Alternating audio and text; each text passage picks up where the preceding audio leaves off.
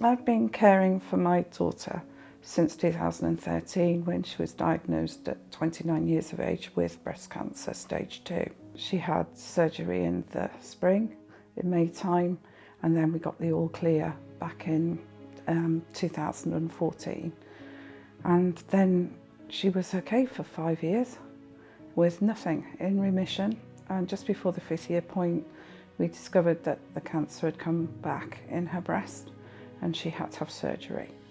Following the surgery, I looked after her. She was still in a relationship. She still had a partner at that time. And I still supported her as she needed me to. Unfortunately, in 2018, her relationship broke down. And then prior to lockdown, to COVID lockdown, she seemed okay, she seemed fine, the surgery seemed to have worked. And she started a business in 2020 at the start of lockdown, not knowing what was going on in her body. She was having regular screenings still, everything seemed fine. And then in 2021, Gemma discovered that the cancer had gone to stage 4 metastatic, which had spread to her bones. She was on her own at this point. She had divorced from her husband. She was a single parent. My grandchild at that time, my granddaughter, was 9 years old, coming up 10.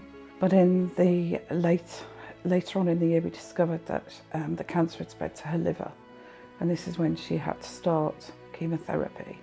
So there was chemotherapy to go to every week, which we did for a year.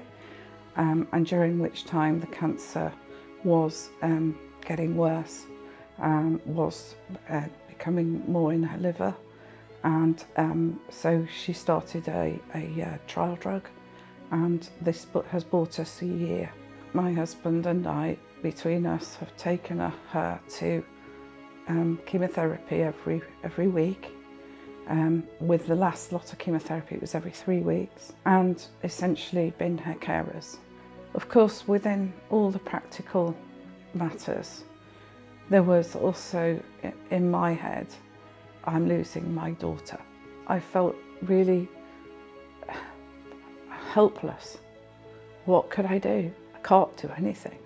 This disease is taking my daughter away from me, and there's nothing I could do.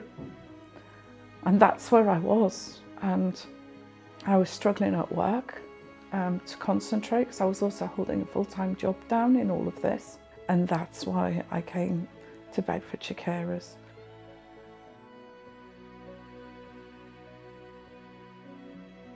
Oh, just having an hour to talk to somebody, to offload, and just talk to about all the things that I was feeling, and you know, how sad it was making me feel, or how angry. Recognising that all of those emotions are perfectly normal. Having someone listen and be able to just express everything that I was feeling, and to be able to just say, you know, what it was in my head, and not have to worry about how that person might react or feel about it, because they were there to listen to me, made such a difference.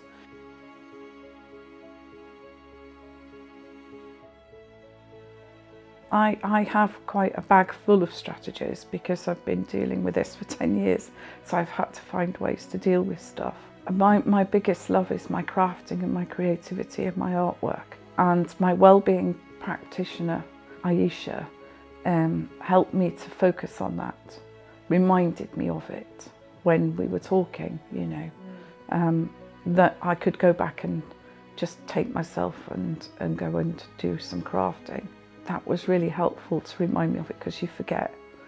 Or simply walking the dog, you know, and not having to think about anything when you're walking the dog, having a look around, see what's going on, and listening to the sounds, and can act as distraction and give you some time out, which brought it back to the fact that, you know, it was important for me to have some time out and to look after me, because if I don't do that, I can't look after my daughter.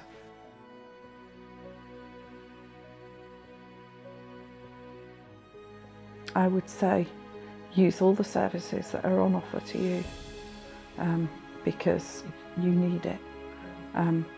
Just having someone to talk to that isn't a family member, that isn't connected to you like a friend, whom you can just say all the things that you're feeling inside your head and in your heart, and just get them out,